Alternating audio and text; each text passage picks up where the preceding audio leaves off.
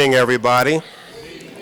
It's a pleasure for you all to be here, and it's much pleasure for me to present our activities for this evening and recognizing some of our notable residents as well as our notable African Americans in the labor movement tonight. So welcome again. The first thing I would like to do is to introduce you to my fellow trustees and our township administrator. Our township fiscal officer who wasn't able to be with us tonight, but I would like to ask them to stand and be recognized. Both of you need to come on. Thank you very much. We also have our township administrator here is with us, who puts our guide rails up and gives us good information as we move forward. We want to thank her. She's just came to us about a year almost. We're getting into our first year with you. So Ms. Shannon Meadows, we want to thank her too. At this time, I would like to ask all the governmental elected officials to please stand and be recognized. Yes? Yes.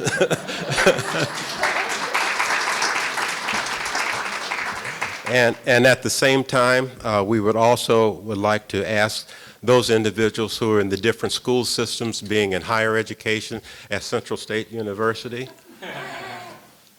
Go God, go State. Okay, and also our superintendents from the various school programs who are in attendance this evening.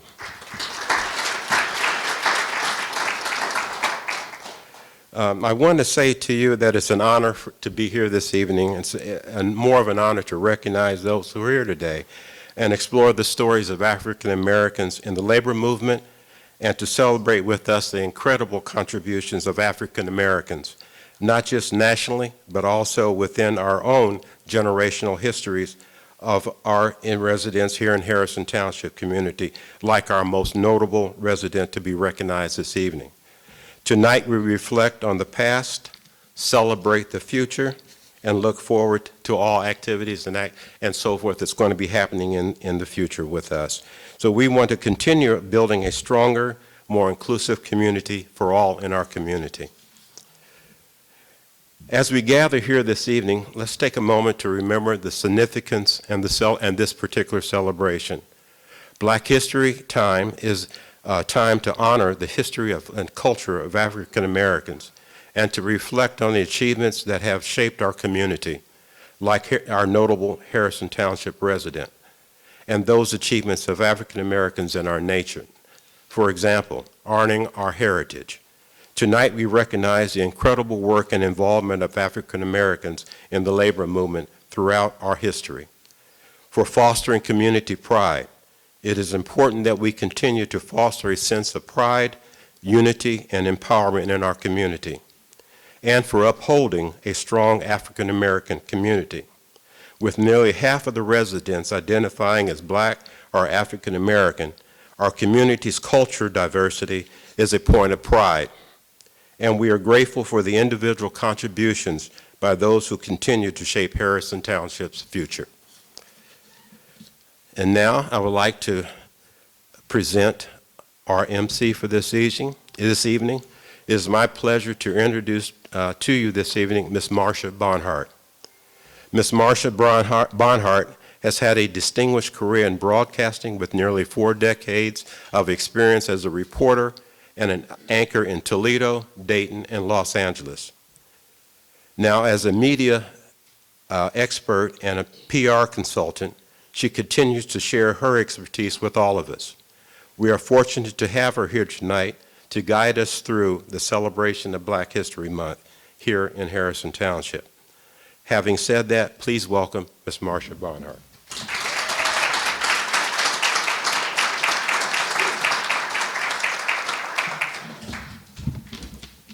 Something about that picture and all that hair. I could use that hair right now. Oh my goodness. And I know it's been colder. You know, a few weeks ago we had some really bad stuff, but this is really biting me or something. I don't know. It's just, maybe it's just that time of my life. They say your blood volume gets thin. Yeah, for sure. First of all, I'd truly like to tell all of you it's really a privilege to be here to celebrate this history. As we gather, let's take a moment now to reflect on how far we've come and the journeys that have shaped us. I also want to thank you, especially since I am Harrison Township adjacent. I'm right next door, different zip code, different garbage pickup, all of that, but I still feel like I'm a part of you guys, so.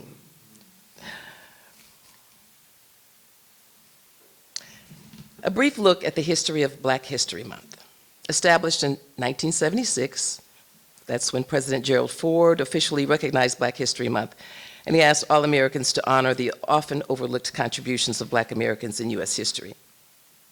Since then, every U.S. president has designated February as Black History Month and endorsed a unique theme each year. Black History Month highlights the achievements, culture, and the vital role of African Americans in shaping our society. This year's Black History Month theme is the labor movement and Black workers, and it was chosen by the Association for the Study of African American Life and History. Founded by Dr. Carter G. Woodson, the father of Black history, it has been instrumental in promoting the study and celebration of African American history. Now, the theme highlights the ongoing struggle and triumphs of African Americans in the workforce. And despite early exclusion, Black workers have been at the forefront of labor movements, advocating for fair wages, better working conditions, and equal rights. This theme reminds us of the significant contributions that Black Americans have made and continue to make in shaping the labor movement and broader society. We're going to take a look back now at the history of African Americans in the labor movement. African Americans were involved in labor actions before the Civil War, and many helped build the U.S. Capitol. After the Civil War, Black workers faced exclusion from many trade unions. Unlike other unions, however, the Knights of Labor welcomed African Americans and women and became a leading force in the 19th century labor movement. Despite discrimination, Black workers formed their own unions, fought for their rights, and helped to change the course of labor history. Now, some of the trailblazers who shaped the labor movement include Mary McLeod Bethune, a leader in labor and civil rights activism, A. Philip Randolph, who organized the Brotherhood of Sleeping Car Porters, the first Black union to gain recognition, Bayard Rustin, an advocate for labor rights and the key organizer of the 1963 March on Washington, and a lot of folks didn't realize the relationship that he had with Martin Luther King. He was the architect of many of the organizations, the organized marches. Hattie Canty, the first Black woman to lead the CWU and guide the longest strike in U.S. history, and Chris Smalls, who helped form the Amazon Labor Union, part of a new wave of worker-led activism for labor rights. Now, these leaders laid the foundation for the rights we fight for today. For those who want to learn more about Black history and its profound impact on our society, here are some great resources, and you see everything there on your screen as well. So we talk about the National Museum of African American History and Culture, the Wilberforce University Museum. But when we shift our focus to recognize some of the incredible labor leaders right here in this community, these people have made significant contributions to labor movements and social justice. Their work continues to inspire and empower. We begin recognizing two outstanding people, Carl Kennebrew and Stacey Benson-Taylor. Both have dedicated their lives to improving workplace conditions, advocating for workers' rights, and advancing our shared cause for justice and equality. They are true leaders in their fields. Great picture of them together. About Carl Kennebrew.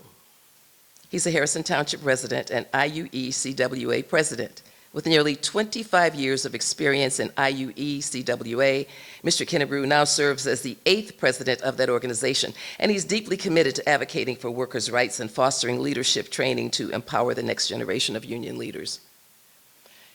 He has been instrumental in expanding U.S. union manufacturing jobs while fostering a culture of diversity and inclusion within the organization. He is dedicated to mentoring and integrating women into leadership roles, ensuring a stronger and more equitable workforce. Beyond his work in labor advocacy, Mr. Kennebrew actively participates in local organizations and men's ministry initiatives. He's a strong advocate for youth development, for mentoring young entrepreneurs, and supporting programs that create career pathways in manufacturing. His leadership extends to the national stage. That's where he serves on multiple boards, including the Coalition of Black Trade Unionists, the AFL-CIO, and Jobs to Move America, among others. His dedication to policy advocacy and workforce development continues to shape the future of labor and manufacturing across the country. I would like Mike Gross to speak up about Carl Kennebrew, if he would approach, please.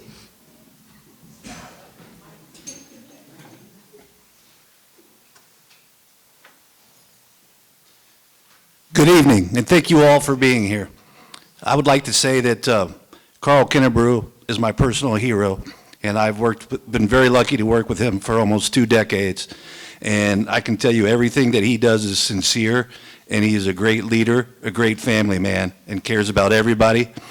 And he's a true hero for working class people and organized labor. So, Carl, would you like to say a few words? Or?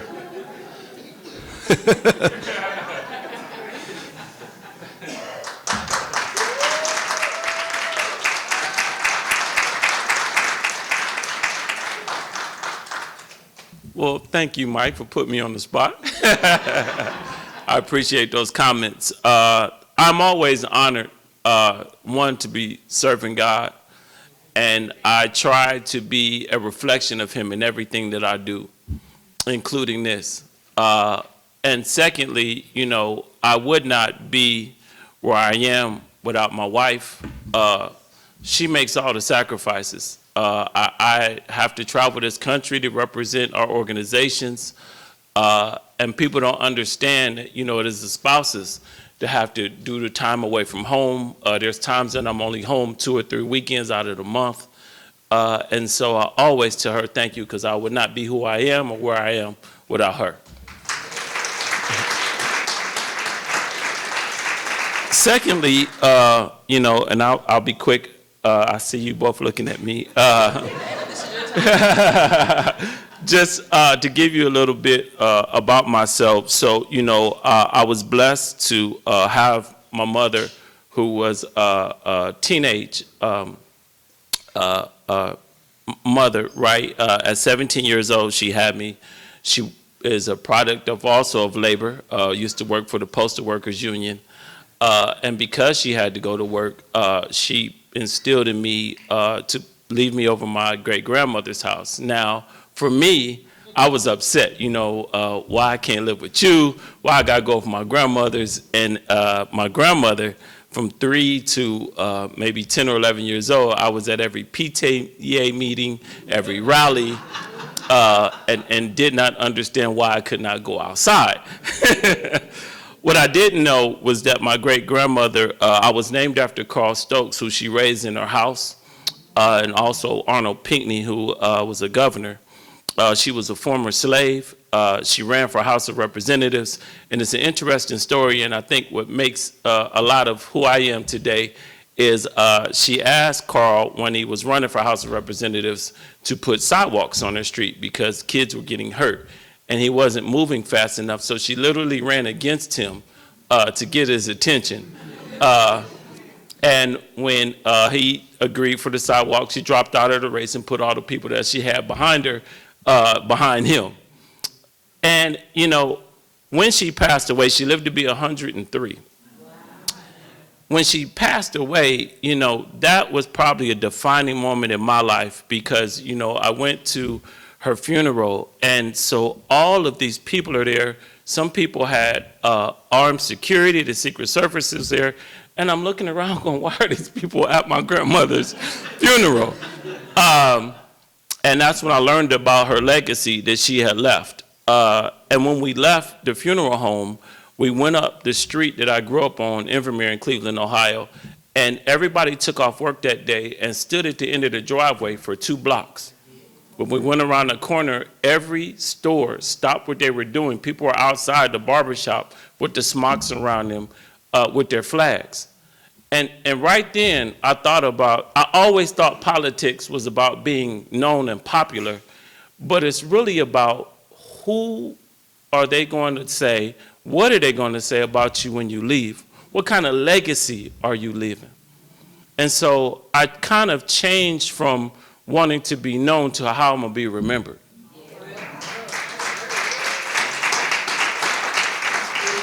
And so that has led me to be the first African-American president of our labor union, and then the first international African-American president of our union. Thank you. But most importantly, it's led me to meet amazing people like Stacey and many people in this room, other powerful leaders in our community. To both of these people right here, I am just honored to be able to carry that torch. To Derek Ford, also a powerful leader in our community. So there are so many that went before me, and now carrying that torch, what I think about is to make sure I pave the way for those behind me. And so that's why I do a lot of mentoring in the schools. That's why I'm an advocate for making sure that women have more rights. I created, many groups to mentor young women. I mentor young men too, but specifically young women, because they have an extra hurdle they have to jump over. They're still not treated as fair. And so there's a lot of work for us to do, and I also know that I cannot do it alone. So I turn to the Lord first, and then to all of you. Thank you. And so I'll just close saying this. A lot of people don't understand labor. We have about 20 facilities in the city of Dayton. We have 300 facilities across this country. We have a facility in every state in this country. But specifically here in Dayton is where our local was founded. We're the founding local, the local that Mike leads now of IUE-CWA. We were one of the only unions to actually march with Dr. King, which a lot of people don't tell, that the reason that he was where he was is because he was there supporting labor. And so labor is the community, labor is a part of the community, and labor has a lot to do with people in unions or not in unions to make the money that they make. And so I'm gonna continue those connections. I'm gonna continue turning to people like Derek Ford, turning to people like Mr. Rowland, turning to Billy, turning to everybody that I can turn to that'll give me an ear, because our community is always gonna need us, and we're always gonna need it. Thank you.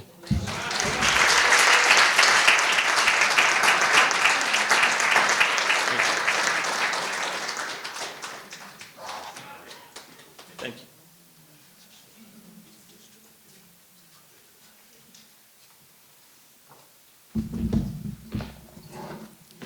So now we see where your hard work, character, and integrity comes from. Those grandparents are beautiful folks. Absolutely. Absolutely. Now, you just heard from Mike Gross. He is the president of the IUE-CWA Local 755. He's also on the executive board of the Dayton-Miami Valley AFL-CIO. He's also on the board of outreach for United Way of Greater Dayton. And I will tell you, there's more, but he wouldn't give it to me, so. I'm going to read a little bit about Stacey Benson-Taylor, and then I'm going to ask Mike to come up and speak a little bit about Ms. Benson-Taylor, a proud Dayton native. She has dedicated more than 30 years to advocating for workers' rights as a committed union member and labor leader with IUE and AFSCME. Her career began at Delphi and later continued at the Montgomery County Public Defender's Office, where she championed fair labor practices and employee protections. Her dedication to public service led her to serve as the Montgomery County Recorder, where she worked tirelessly to protect property owners from deed fraud. She's been a strong advocate for home ownership, generational wealth, and veteran support, ensuring residents have access to the resources they need to thrive. Through community partnerships, she has connected families to critical services, strengthening the foundation of her local community.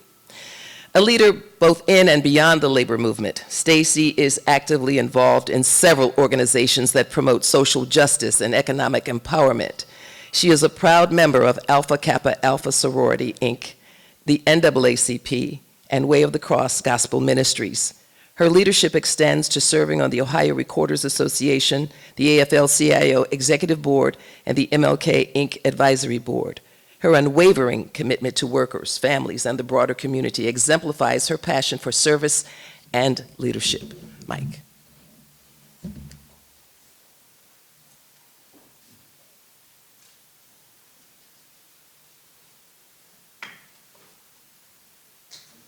once again, it's my great honor to introduce Dr. Stacey Benson-Taylor.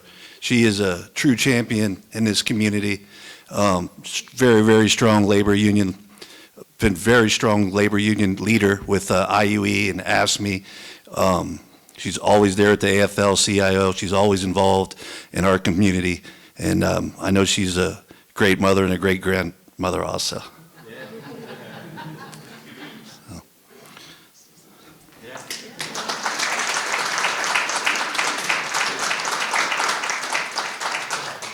Thank you, Mike.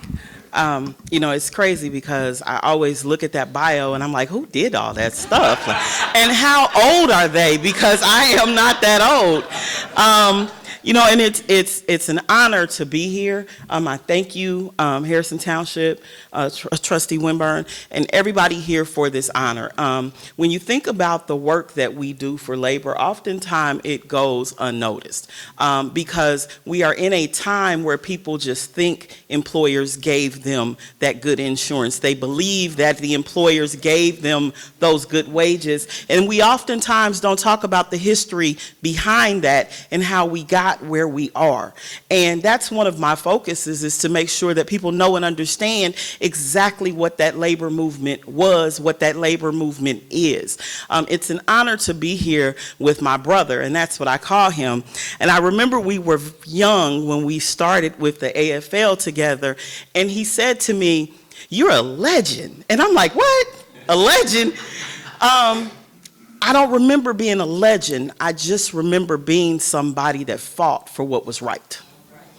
And it wasn't about that. It was about making sure that everyone was treated the same, making sure that everyone was treated fairly. And it wasn't easy in a factory being a woman and an African-American woman 30 years ago. I remember I had to have a document that was 5 pages typed, single space, to convince somebody that there was a racist and sexist supervisor. But I decided that we had to take it upon ourselves to be creative in the way that we approached racism, and we approached discrimination, and we approached disparate treatment, because it didn't look the same. And so that's where my roots started. Well, no, it really didn't. It was really with grandparents. It's grandparents. I remember my grandmother at Mount Olive Baptist Church, and she was on what was called the Willing Workers Club. And every Saturday or every other Saturday, they would feed people, or they would give out food, or they would do something for the community. And that's where the seed was planted. And so my aunts and uncles and mom, and they were all about service. And it was required. And my uncle was actually one of the very first staff reps in the Union of Dayton, in the city of Dayton. And he organized the city of Dayton. He organized Job and Family Services. He organized a lot of the same labor unions, the same organizations and employers that I later represented many years later. And it is because of that commitment to making sure that everybody is treated the same, making sure that everybody has the same rights, that we are still in this fight today. The fight has gotten difficult. The fight has gotten even more challenging.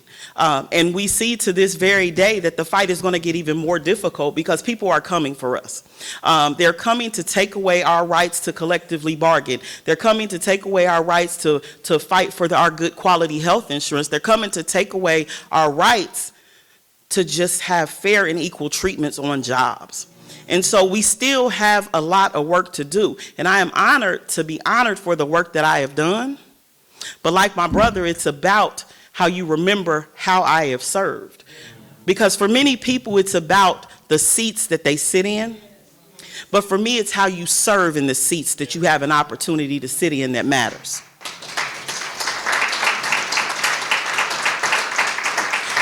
And so we have marched here in Dayton together. We have marched in Columbus together. We've marched on Washington, D.C. together. And that is what we will continue to do. We will continue to display this same behavior, because that is what it is going to take for each and every one of us to make sure that we protect the rights that we have, and ensure that nobody can come for what working families, and when I say working families, that's anybody in a union and anybody connected with the union. because we do all benefit when labor is successful. And so my goal and what I'm going to do and what I'm going to work to do is to continue this work that we've started and continuing every single day to be Black history and to continue to make Black history. Thank you.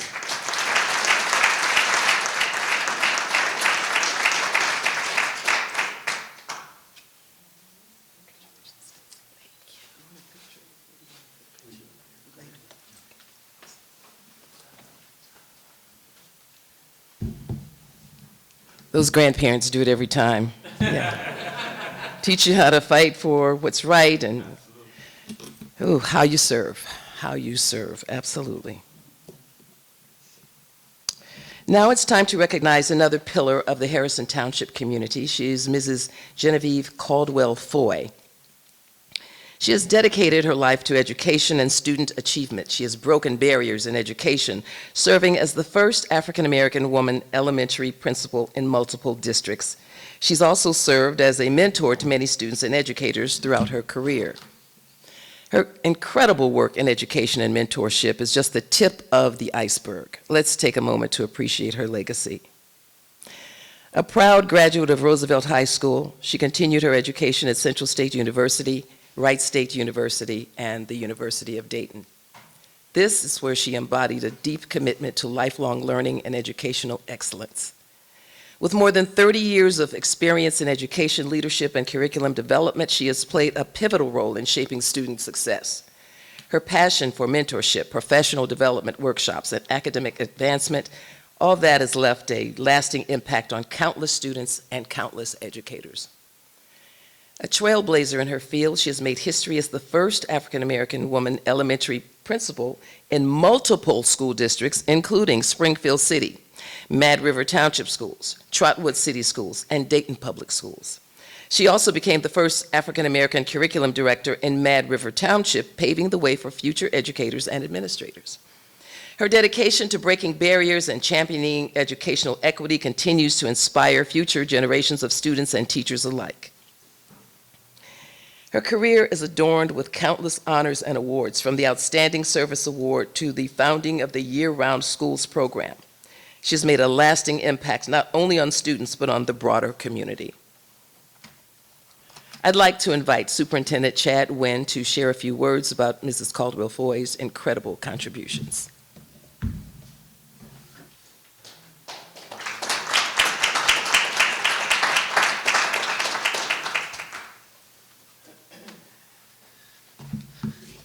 Well, good evening. Thank you for having me here. So we are here to recognize Miss Genieve Caldwell-Foy. Notable Harrison Township resident, she's had many firsts, mostly for being the first African-American principal of several school districts in the Miami Valley.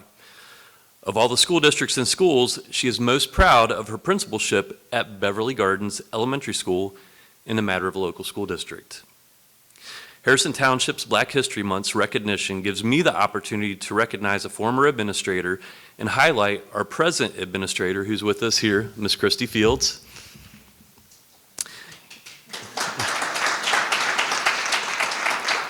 And a teaching staff's effort to continue Ms. Caldwell-Foy's legacy, which exemplifies our mission to help all of our students reach their potential and achieve their goals. Aside from tonight, I haven't met Ms. Caldwell-Foy formally, but I've heard so much about you. And during my 26-year career in Mad River Local Schools, this event tonight really gives us a great opportunity to get to know you better. Your journey, the district that you served as a building principal, where you established a record of educational achievements and approaches to educational methodology leading to student success. Mad River Local Schools is proud to honor Ms. Caldwell-Foy this evening, recognizing her as the first African-American administrator in Mad River Local Schools, serving as building principal of Beverly Gardens Elementary for 2 years and as an administrator in our curriculum department for 3 years. Thank you for your positive impact on the field of education in the communities that you've served and the students that you have impacted. You are truly a gem in the Gem City.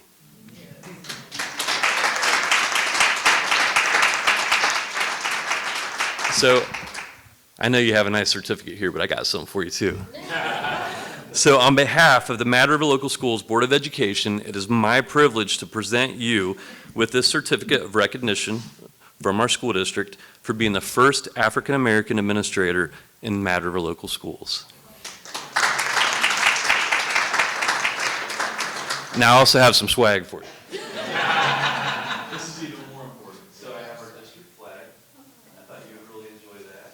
And then that's a token of our appreciation. And then this is a certificate from our Board of Education recognizing.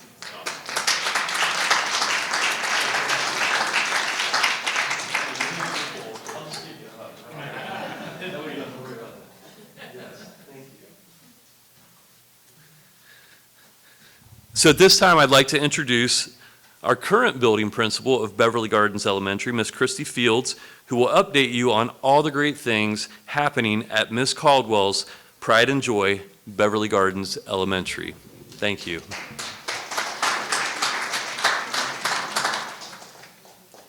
Thank you. It is my honor to be here tonight.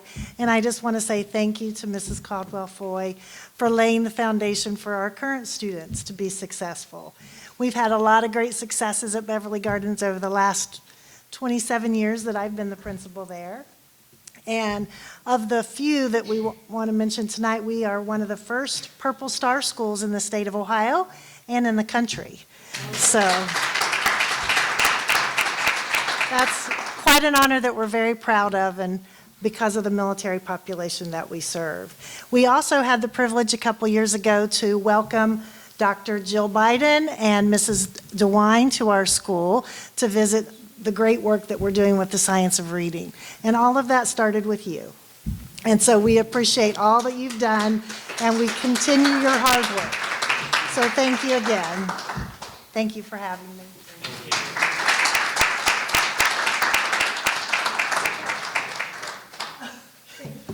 And just before we ask Ms. Caldwell-Foy to come to the podium, I'd like everyone to know that she has two young folks that she has raised who are also principals. And would you like to stand and so that your mom can be proud again?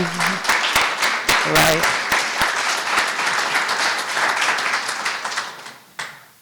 Ms. Foy, would you like to approach? Mm-hmm.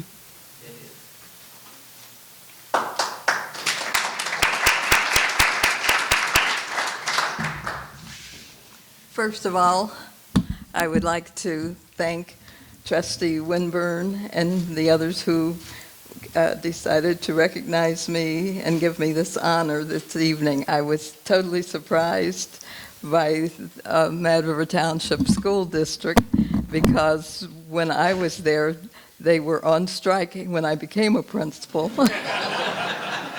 And they were out for like 2 weeks, and I had to do lesson plans and carry out the school functions and still have everything going on as usual. And then, after 2 years, John Rockhold, who was the superintendent at that time, asked me to come to central office because of my curriculum achievements with Beverly Gardens. And that board at that time, when I was asked to come, they fired John Rockhold. They dropped the job salary, $30,000, and the job title from assistant superintendent in charge of curriculum to director of curriculum. Oh yes, I went ahead and took that job because they weren't going to put me down and not give me the opportunity to be in the central office, so I took the job anyway.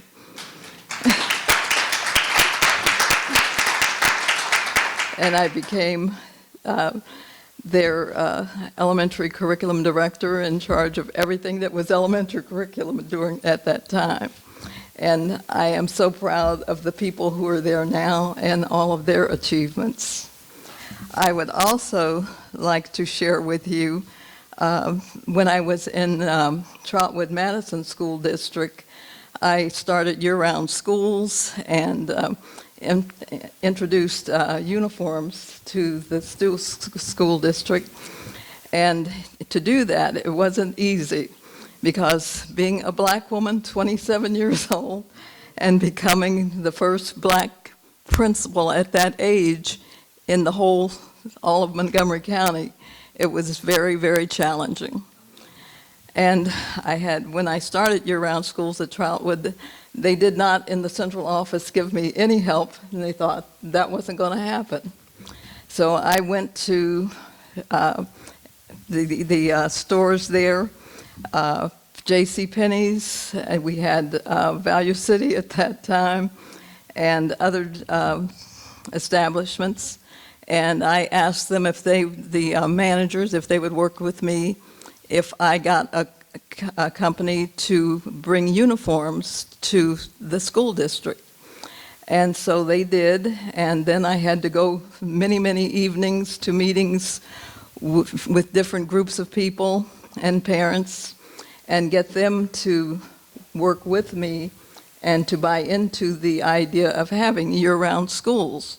Central office told me that I had to get my own bus staff, cooks, and everything else in order to have year-round schools. So I had to establish a calendar for the year-round schools. And by the way, after I left the district, no one could figure out how to do the year-round calendar. So they came and asked me to do it. I did it for 2 years, and then I told them they were on their own. And after that, having that experience, I think back to an experience when I was a teacher, and that was my second year. I taught second grade my first year. My second year, they asked me to take fourth grade, so I took fourth grade. And then I decided, what could I do to help my students become better in the area of reading? So I went to the library and got 500 books every single month. And I put them in the little cubbies in the classroom. And I put the students in charge of the books. And I had them to share their experiences of reading through different projects. They had to either do a book report, make a diorama, or have a group that had read the same book to share it with the class. So that's what they did, and that helped them to become more interested in reading. It was a wonderful experience for 27 years, and one of the highlights of my experiences, I was young, what did I know?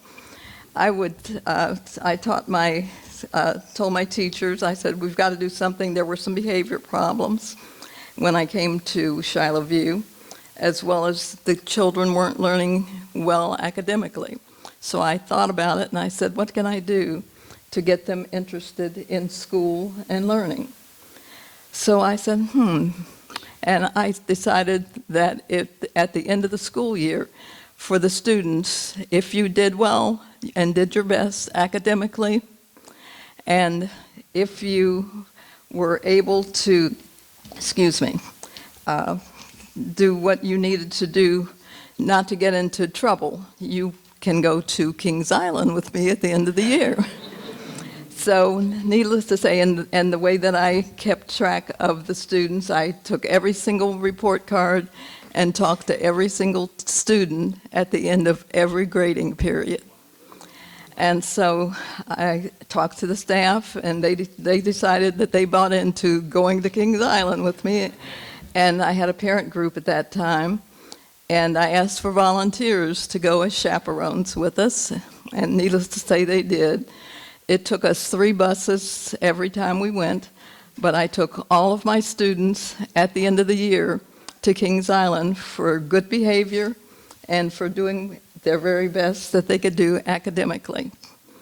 And I did the same thing when I went to Jefferson Township as principal, and there the students were really low academically, and they worked really, really hard to get the best grades that they could get, and the behavior problems diminished, I don't want to say completely, but just about all, because we had to have some students there who had some other issues going on, and their director would come and visit me quarterly, and I would work with those students. And one of the issues was one of the students had burned down his parents' home, another one had stomped a baby to death. And so these were the kind of students that really needed some supervision. And again, in working with the students and also setting up meetings with them to talk about what the issues were that they had and trying to work through those issues, we were able to change a lot of behaviors and the students did better academically. And when I was in Trotwood, and I started out at Shiloh View Elementary, my students were not at the top of the academic calendar, shall I say. And Westbrook Village was. And so when the state report card came back, guess whose school was at the top? And so we got a new superintendent, and he said, I'm moving you to Westbrook, which he did, and which we became the top school again, because they had dropped down to second place because Shiloh View was in first place. So that was the major part of my career, and some of the activities and some of the programs that I developed. And as an incentive to keep everyone interested, I would like to say thank you to all of you, and especially to my children, my grandchildren, and my husband, and my friends and neighbors who are here to support me and be with us tonight. Thank you very much.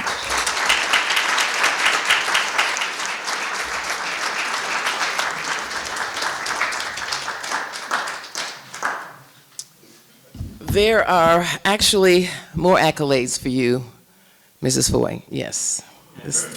From the world of politics, yes. And I believe State Senator Blackshear is here. Okay. Well, you have proclamations coming? Several. Yes, yes. Congratulating you on your decades of service to young people in this area. And because a special teacher, a great teacher, is one that can move mountains for sure. And just obviously with the initiatives and programs that you began. Here's one from Central State. Okay, here's one from Central State University. I'll bring them to you. Signed by Keisha Varner Lane, who is the president of the CSU Greater Dayton Alumni Chapter. Family's right here. This is wonderful. Mrs. Genieve Caldwell-Foy, class of '66.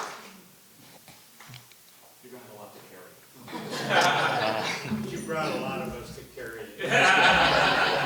Also from the Trotwood Madison City School District, proclamation presented to Mrs. Caldwell-Foy.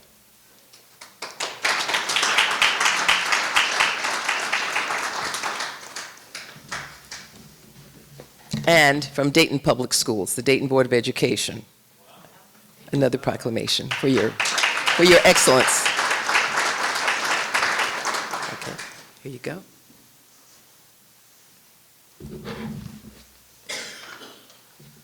Good evening, everyone.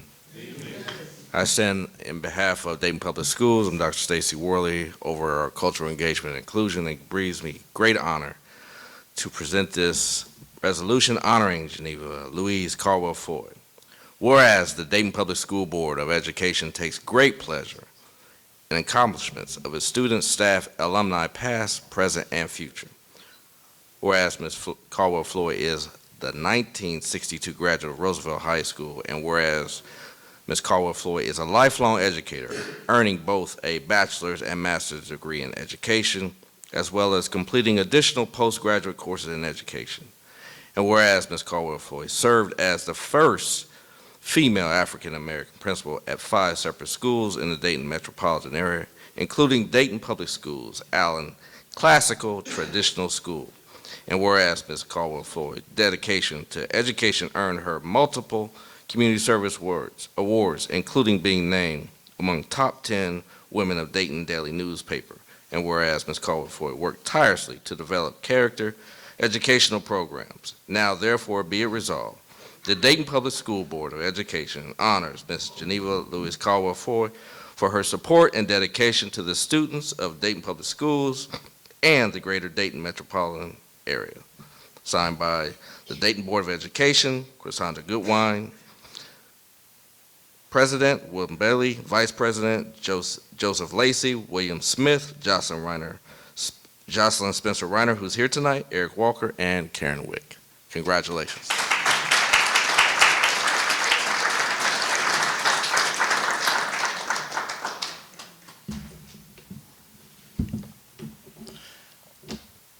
Mrs. Caldwell-Foy, you will hear from Governor DeWine and members of the Ohio Legislative Black Caucus. There are just some legislative going-ons right now that required their presence, and when they were not able to make it this evening, but you will hear from them for sure. And again, thank you for your service. Yeah, absolutely.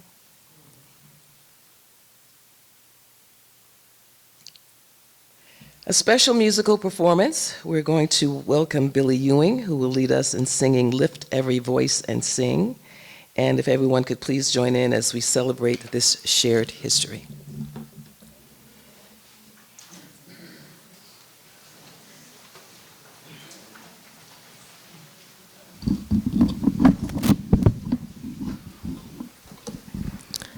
Before we celebrate, I personally want to say congratulations and thank you to everyone that was honored to get. You guys are so deserving. And when it always trips me out when we have these events and people that you have known all your life, you feel like, and then you still find out something. Like, I didn't even know that. So those same Saturdays where everybody else was skating and going to the movie, I was at an urban league.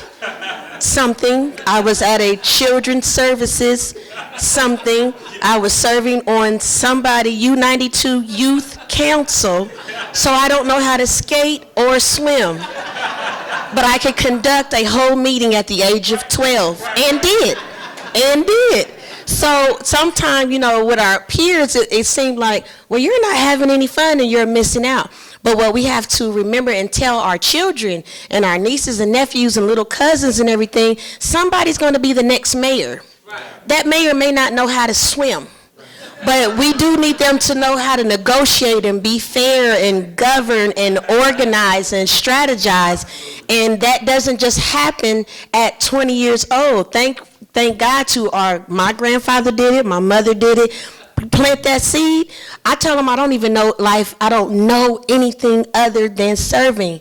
I was at DECA earlier today helping them with their Black History program with my gifts and talents, you know. So everybody do what you can. Don't think anything that you do is too small, it's not important enough, because today everybody doesn't have that seed planted, and that's the unfortunate thing. But those of us that do, we have that responsibility to each one, reach one, teach one. And I know everybody in the room knows that, preaching to the choir, but it just needed to be said. I'm a Wright State graduate, Miss.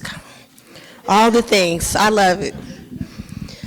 Lift every voice and sing till earth and heaven ring, ring with the harmonies of liberty. Let our rejoicing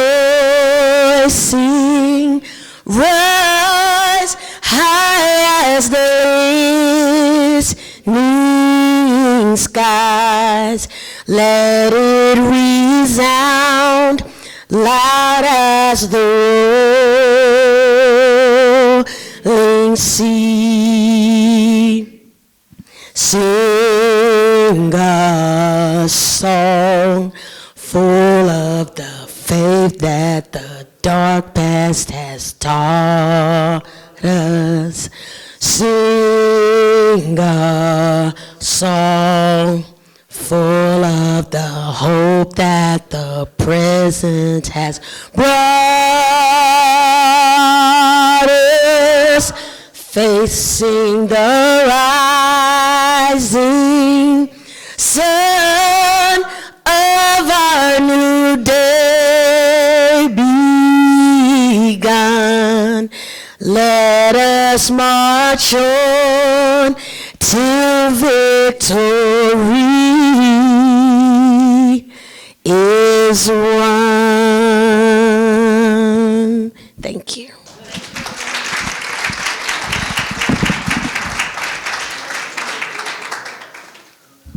And my sister signed your proclamation from Central State.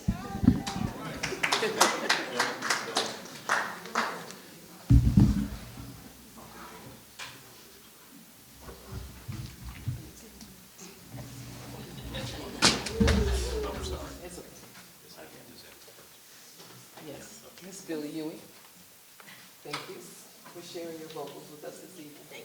Beautifully done.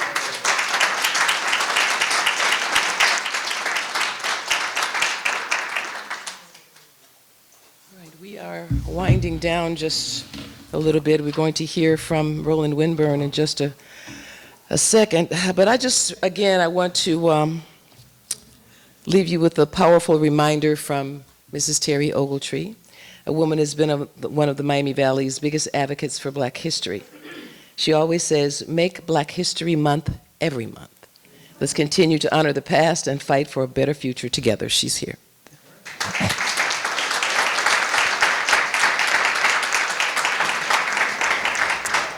Roland Winburn.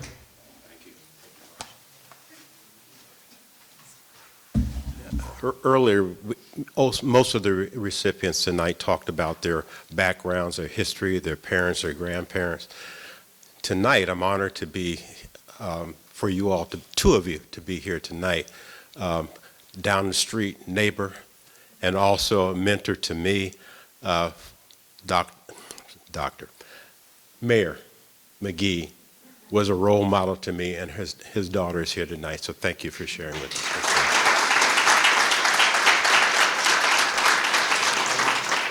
I couldn't do what I really wanted to do because of him being in that neighborhood, so I had to go around the block and come around. And also my former resident community too, if you stand up too, that we grew up together. You know, yes, you. It's a pleasure to be here. I also want to recognize three organizational folks here tonight that have mentored me, helped me, scolded me, talked with me, hugged me, and all those kind of things. And I would like to Parity Incorporated representatives to stand up here this evening and be recognized.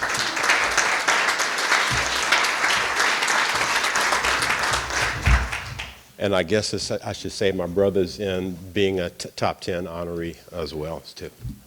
I also want to recognize our school board member, Ms. Reinhardt.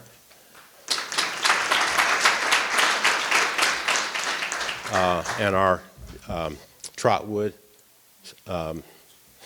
elected official from Trotwood. I'm trying to get you on all the other things that you're doing.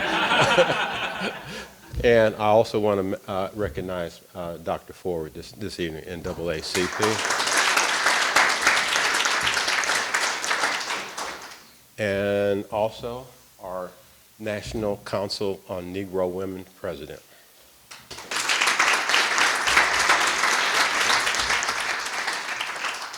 I think that's it. But one of the other things before I share to you tonight is all this would not have happened without the guidance, collaboration, finger shaking, discussions over the telephone, messages and everything else. But I respect the collaboration that Mr. Nathan Edwards gave us this evening to make this happen as well. So I thank you. And I'd like to personally thank you for putting this together. This was quite you did a lot of work. It's a great work, well written, and just you and I have done a lot of these. So when we get something like this, we want to make sure that the person who did it gets recognized. I learned from watching you. I'm gonna do that.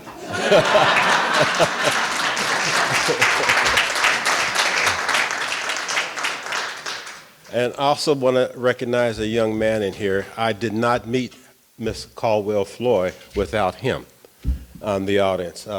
Sheriff and our fire chiefs and so forth. Today we recognize this young man for saving someone else in this house too. I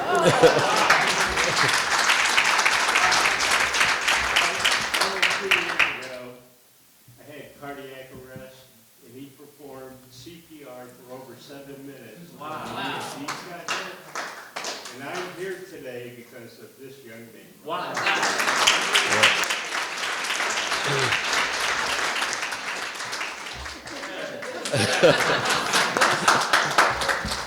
What's your name and a little bit, how did you learn CPR? What's your story? Come on, you talk to me a lot. Come on around here. Wow, that is great. Just share your story. My name is Carson. Oh, sorry. Can you hear me a little bit better now? Okay, sorry. I speak on the phones all day at my job, so. Okay, so my name is Carson, and I just want to first of all say the reason why I sat down is just compared to all the history and the feats that everyone else in this room tonight has done. I just said, well, no, I want to take a back seat.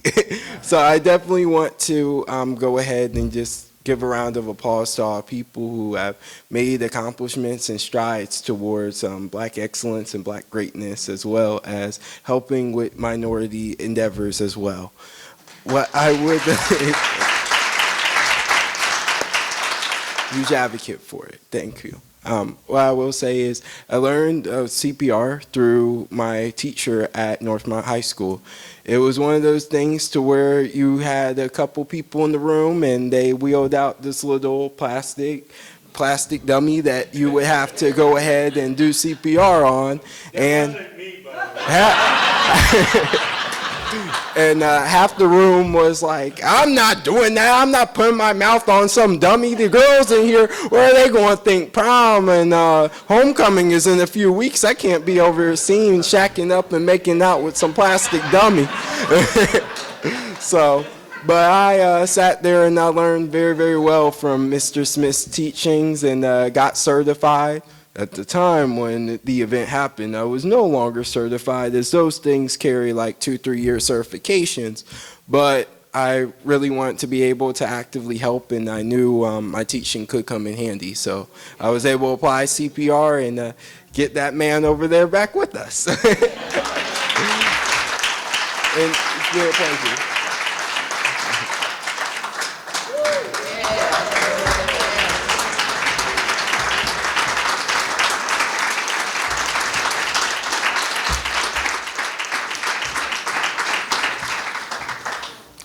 The legacy continues. Yes, another future teacher. I think he started that when he helped and talked to some of your fellow students about that, so great. It now gives me great pleasure to present something that she didn't think was coming, but you know, we do well in recognizing our folks here in the township, our, what did you call it earlier today? Our neighbor, adjacent, our Harrison adjacent individual this evening. So I would like, on behalf of the Board of Trustees and our Township Administrator, Mr. Craig Jones is our fiscal officer. He wasn't able to be here this evening. So I want to recognize him as well when we do this, is that we want to recognize Ms. Marcia Barnhart. Yeah.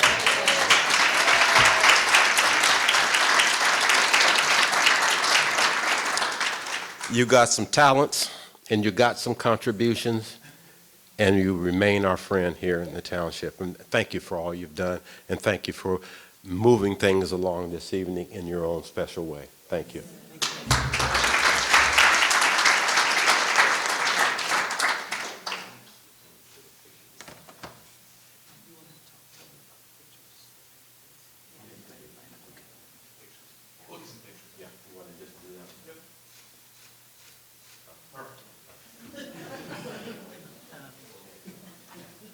Will the honorees please stay just a little bit longer to get pictures, and Nathan Edwards is going to line you up here and get some pictures with Mr.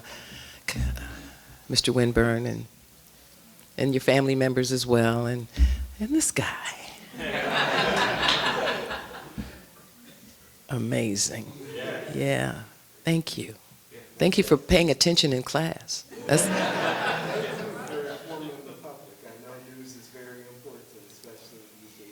Yeah. Yeah. You got a good heart, young man. All right, so we promised to get you out, okay, in a great hour, and if we can get everybody who's going to take pictures just to step up, and Nathan's going to take care of it.